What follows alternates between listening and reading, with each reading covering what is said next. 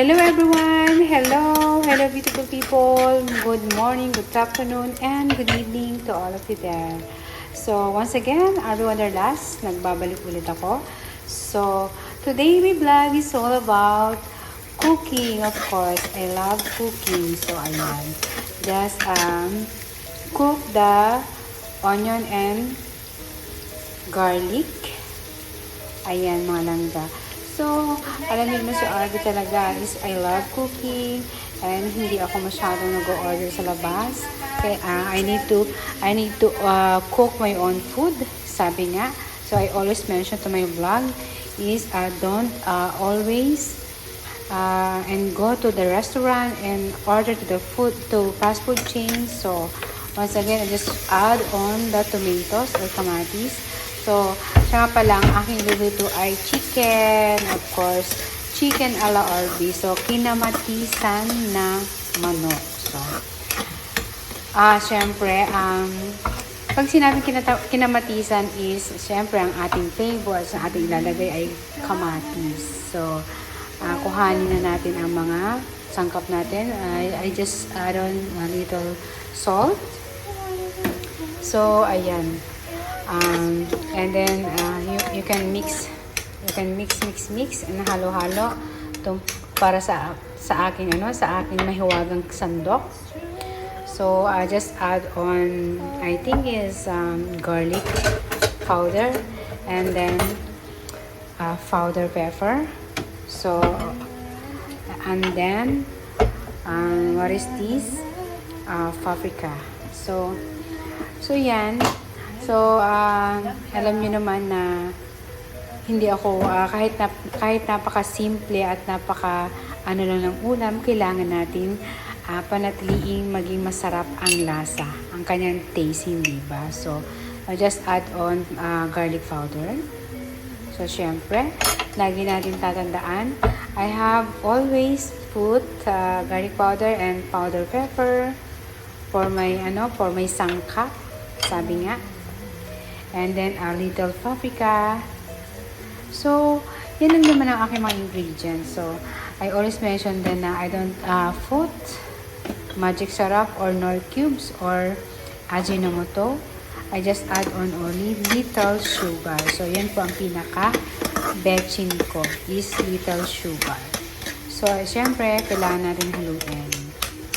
So, kinamatisang manok is very easy to cook.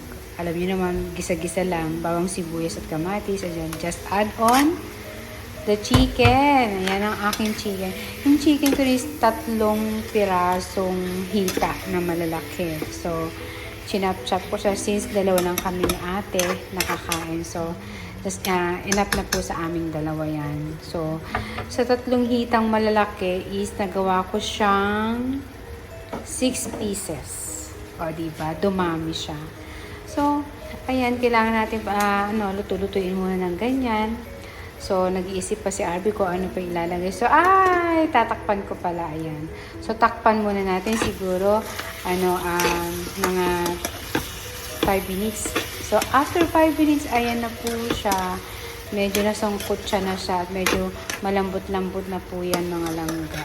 So, once again, ayun po, shout out Langga Emily, 19 official ang Langga Make Today, at sa mga lahat ng ka-YouTuber ko dyan na nanonood po sa aking uploaded video. Thank you so much po sa walang sawang pagsuporta ninyo sa mga video ni Arby. So, don't forget to click the bell button so para mag-notification ang mga video ko at makita nyo ang mga simple kong luto sa aking video sa aking channel. So, just add on little water and then you make halo-halo. I make halo-halo again. And then I think I will cover muna. I just pakuluin natin ng mga 3 minutes. So, ayan na. Kumulo na po siya. So, napaka-simple sabi niya at sobrang bilis lang lutuin yan. Siguro I think is less than 20 minutes ko siyang niluto, or I think is 20 minutes exactong 20 minutes ko siyang niluto. So, lakasan natin para sa ganun kumulo agad ang tubig na nilagay natin. So, yung ganyan lang talaga, napaka-simple. So, huwag nyo na masyadong tuyuin kasi mas masarap din yung may konting sabaw, di ba? So, just add on the cabbage or repolyo. So, may gulay tayo dyan mga langga. Don't forget my vegetable because I love veggies and I am a vegetable lover, sabi nga. So, yan, haluin natin ng kaunti. So, yan, ihahalo na rin natin ang bell pepper or capsicum and then the carrot. So yan ang aking inihalo sa aking kinamatisang manok. So yan, haluin natin nang sa ganun ay ma-mix at maghalo-halo lahat ng gulay at para lumasa ang gulay sa sabaw, sabi nga. So ayan, maraming salamat sa mga panonood nyo sa aking video na napakasimple na video na ganyan-ganyan lang, pero ang aking pagluluto is made for love, sabi nga. So ayan, tikman natin kung okay na ang timpla. So I think is yun, okay naman na siya, pero a little bit put later, little sugar of course. Yan ang aking pangpalasa na isa pa. And then sabi ko nga mas masarap talagang, ayan, I just put little oyster sauce. Yan. Lagyan ko siya ng konting oyster sauce. Yan. So yan pala yung aking isang pangpalasa rin. So oyster sauce, konti lang naman, siguro mga 1 tablespoon.